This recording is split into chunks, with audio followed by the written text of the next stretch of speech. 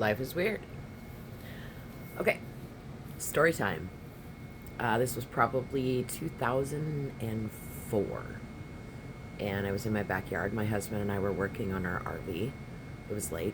And my Roddy took off and was losing her mind and went down in the backyard. And my backyard, probably about an acre backyard, backs up. It's got a creek, and that creek flows from Mount Pilchuck. And so, anyways, she takes off. One thing about Roddy's, at least what I've seen with mine, she doesn't bark. If she barks, then it's something different, very different. So she takes off, and she's losing her fucking mind, and she disappears down into the darkness into the backyard. And I got my flashlight, and I'm like, what the hell, So I walk across the patio as far to the right as I can, because I can hear that she's down in the corner. And there's a big group of trees right there that blocks my view to the corner, so I have to get to the right of the trees as far as I can to try to see. And so I got my flashlight, and I'm shining it, and of course, my flashlight probably makes it a quarter of the way down the fence line. Ain't making it all the way, but I'm like calling her, and she's just, I know she's got something pinned. Something she's got pinned, and she ain't listening to me. She's losing her flipping mind. So I'm calling her, and I lean forward to the edge of the patio because I'm really trying to see with the flashlight. And as I lean forward, and I'm at the edge of the patio, and it probably drops 3 feet right there, and there's a roadie in front of me, and then probably 15 feet, and there's the fence, and we've got sticker bushes and whatever else growing along the fence, whatever.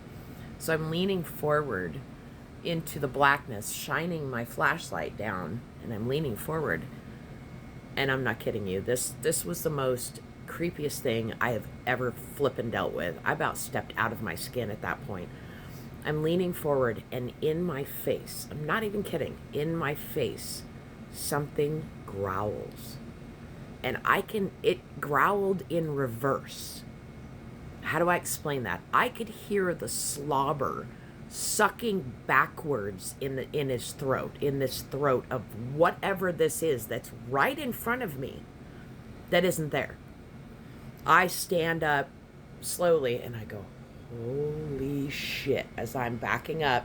And just then, my husband goes, what?